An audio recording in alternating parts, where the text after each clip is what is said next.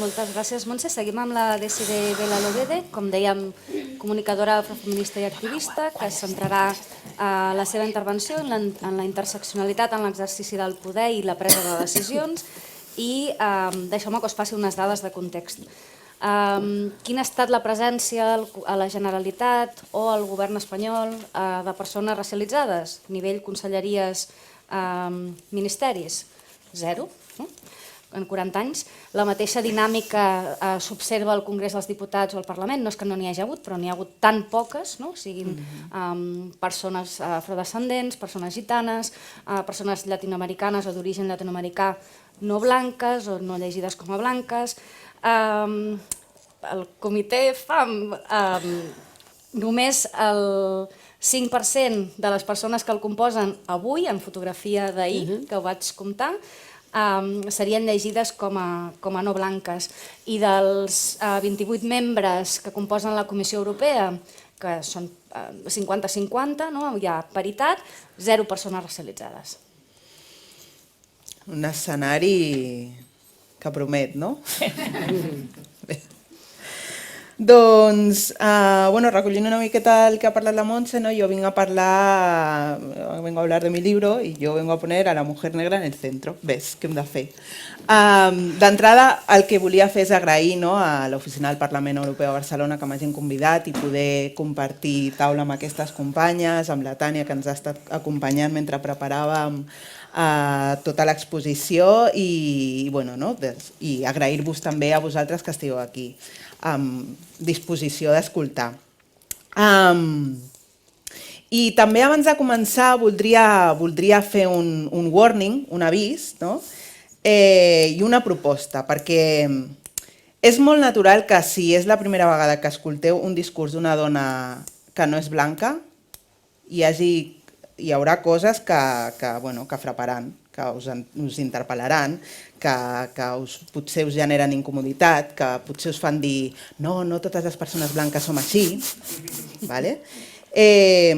per tal de, diguéssim, deslliurar-vos de la vostra posició d'incomoditat. Aquí s'activen tots uns mecanismes de la fragilitat blanca, no és una cosa que m'estigui inventant jo, això és un terme encunyat per la Robin DiAngelo, que és una professora nord-americana que parla d'això, i si voleu busqueu informació perquè és molt interessant. Però sí que moltes vegades passa, i que d'entrada, quan se senten determinats discursos que no s'acostumen a sentir, doncs la reacció és posar-se a la defensiva. Llavors jo us diria una miqueta com les mestres de la llar d'infants, boca amb cremallera, orelles obertes i escoltar. Jo volia parlar una mica d'això, de la interseccionalitat en l'exercici de poder i l'adopció de decisions, que és un dels objectius estratègics i de les mesures de progrés que venen establerts per la Declaració i la Plataforma d'Acció de Beijing. Jo moltes vegades, com diu la Tània, quan es parla de la representació de les dones o quan surten dones parlant de temes de dones, i som totes les dones, i jo miro i penso, no hi som totes. O hi són totes si el que s'entén per dona és una dona blanca, heterosexual, la majoria de les vegades. I això, moltes vegades, només cal fer una cerca a Google. Si feu una cerca a Google amb el mòbil i poseu mujer, fins que no arribeu a la 5a pàgina no apareix una dona que no sigui blanca. Llavors, en termes de representació, això s'ha de dir, que quan es parla de dones, normalment no hi som totes les dones representades. De fet, les dones afrodescendents, com jo, o d'altres orígens diversos, no acostumem a tenir llocs en òrgans de representació generals de dones. Ja ho ha comentat la Tània ara, i en molts casos la nostra participació acostuma a ser residual, una mica per l'efecte. La Lucía Ambomío, que és periodista, i jo vam escriure fa un parell d'anys un article, ella el va escriure a Mundo Negro, jo vaig escriure a Locas del Coño, que llavors estava com a redactora allà, vam escriure cada una un article que es titulava Pon una negra en tu mesa. no? Que és aquest efecte, pots dir una dona negra, pots dir una dona gitana, musulmana o el que vulguis, una dona racialitzada, que és aquest efecte de convidar-nos per un sentit residual en plan, la invitamos para que no digan que no la hemos invitado, ¿no?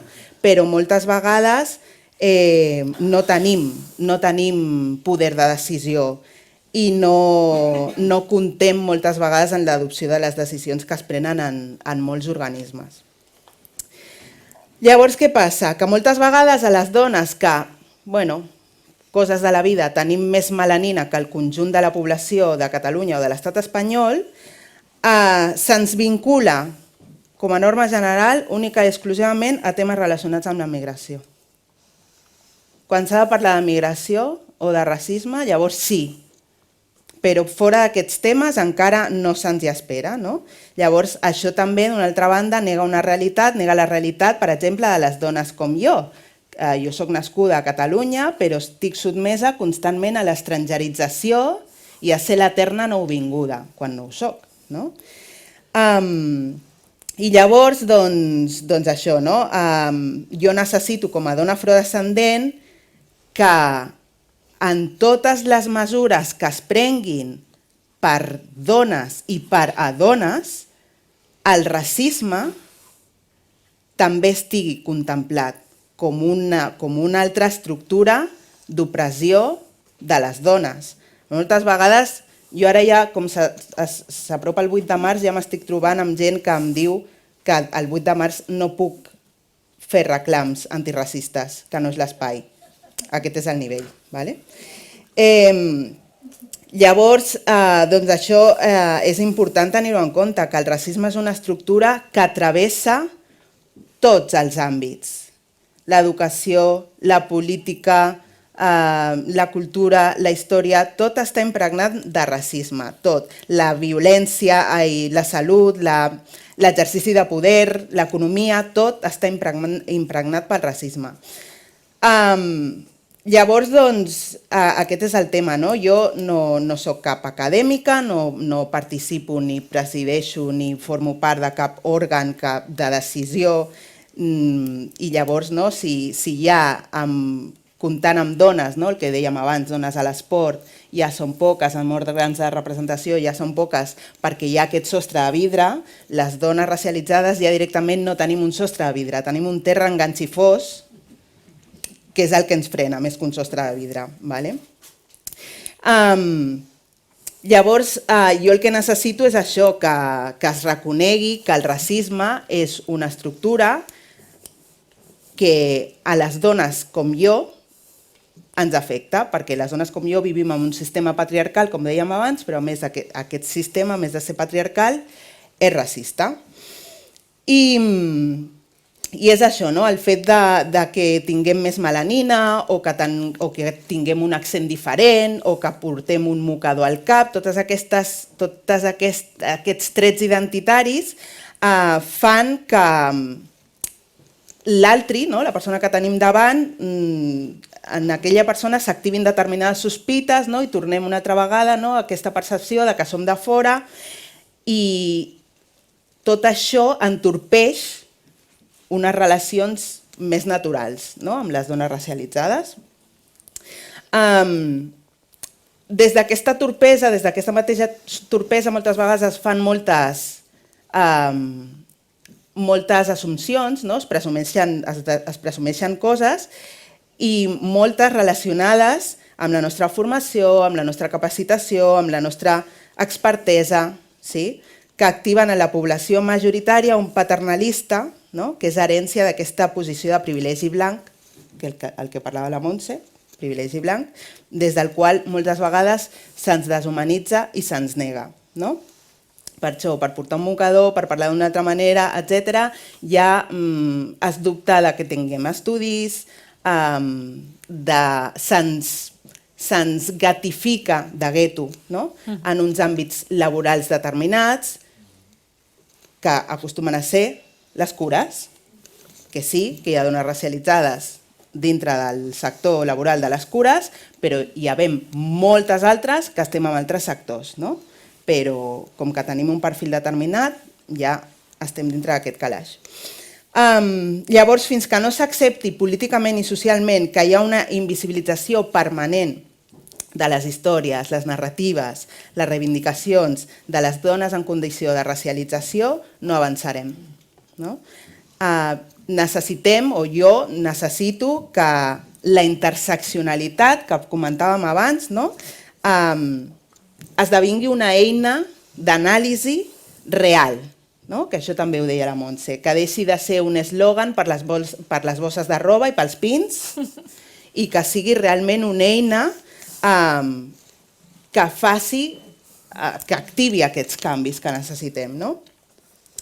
La interseccionalitat, no sé si n'haveu sentit parlar, és un terme encunyat per la Kimberly Williams Crenshaw, una mestra afroamericana, advocada, i ella va començar a parlar sobre interseccionalitat en el moment en què es va adonar que en moltes situacions d'injustícia social el racisme i el sexisme se solapaven sovint creant múltiples nivells d'injustícia social. Les dones negres experimentem l'impacte simultani del sexisme i del racisme, d'acord? I dic experimentem i no dic patim, perquè si dic patim, per mi el fet d'expressar-me en termes de patiment em situa en una situació o en una posició de víctima i com que no m'hi sento, doncs prefereixo dir que experimento el racisme que no pas que el pateixo. Llavors, la interseccionalitat possibilita visibilitzar, reclamar i defensar aquells espais que es creen arran de les injustícies que es deriven del sexisme implícit de ser una dona i del racisme implícit que vivim per evitar cossos negres en societats dissenyades per persones blanques.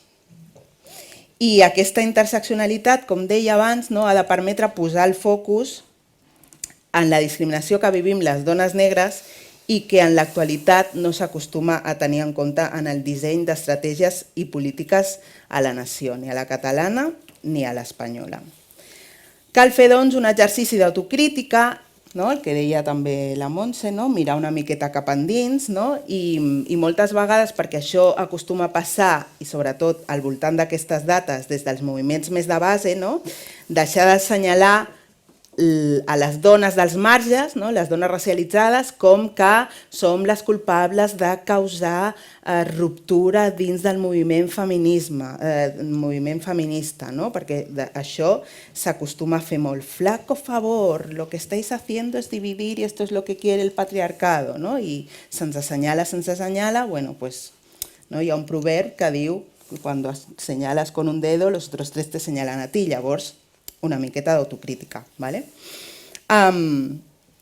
I és això, per pal·liar una mica tota aquesta situació és necessari que les dones en condició de racialització puguem participar a la presa de decisions en relació a les polítiques de dones, perquè com deia la Sojourner Truth, també ho som, no? ¿Acaso no soy una mujer? Ho som i hem de poder participar. Cal que les institucions i també les entitats de dones siguin realment diverses, que no integradores, i reflecteixin l'existència i les reivindicacions de totes les dones. Avui dia es reclama constantment la paritat, però hem d'entendre que aquesta paritat no s'ha de donar única i exclusivament en clau de gènere. En clau de gènere sí, però també hem de tenir en compte sobretot altres factors com pot ser la racialització. Perquè si no es fa així, es continua mantenint la narrativa supremacista i colonialista que arrosseguem des de fa segles i que no desapareixerà per art de màgia, sinó admetent que fins ara no s'ha incorporat la interseccionalitat a les polítiques de gènere. Com no vull quedar-me amb la queixa, vull acabar amb algunes propostes. Una de les propostes seria deixar de donar veu a les dones racialitzades, perquè sembla una cosa molt nímia, però al final el llenguatge construeix realitats.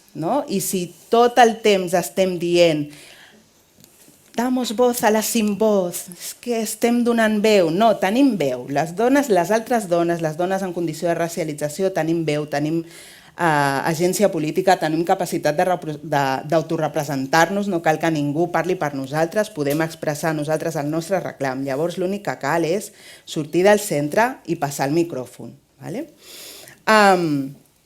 El que deia abans, no tenir només en compte el gènere seria una altra de les propostes, sinó tenir en compte també l'origen divers o el que diem, la racialització de les persones a l'hora de formar o organitzar taules, equips de treball, el que sigui, que això també hi compti. I les quotes. Cal un sistema de quotes. Jo soc partidària de les quotes, no com a finalitat, sinó com a mitjà, d'acord? Perquè crec que encara es fa necessari, el que deia abans, recordar que hi ha dones no blanques, expertes i professionals en infinits d'àmbits, i crec que l'establiment de quotes és una forma de començar a contrarrestar aquesta manca de representació de les dones racialitzades en molts espais, sobretot, com diem, en les preses de decisions, perquè la representació importa i és l'única forma d'assegurar que les necessitats de tots els col·lectius de dones es tenen en consideració. Abans la directora deia les nenes que es puguin veure a l'esport, doncs les nenes negres també tenen la necessitat de veure dones negres en llocs de preses de decisions, en llocs importants perquè elles sàpiguen que també poden aspirar i arribar allà. I per acabar, afegir que acabar amb el racisme és cosa de totes les persones, no és només una cosa que haguem de tirar endavant només les persones que vivim les situacions de racisme tots els dies. Acabar amb el racisme institucional, igualment, és cosa de les persones que tenen capacitat de decisió dins d'aquestes institucions. Per tant, és hora de deixar de creure que si assenyalem el racisme dintre del feminisme, de la societat, de les administracions, estem intentant crear una guerra, perquè no és aquesta la idea. El que estem intentant és ampliar els horitzons, estem intentant accedir a la igualtat d'oportunitats reals i estem reclamant poder tenir presència a la societat més enllà d'on se'ns assigna de forma estereotipada. Formem part de la societat en la qual vivim i reclamem que es reconegui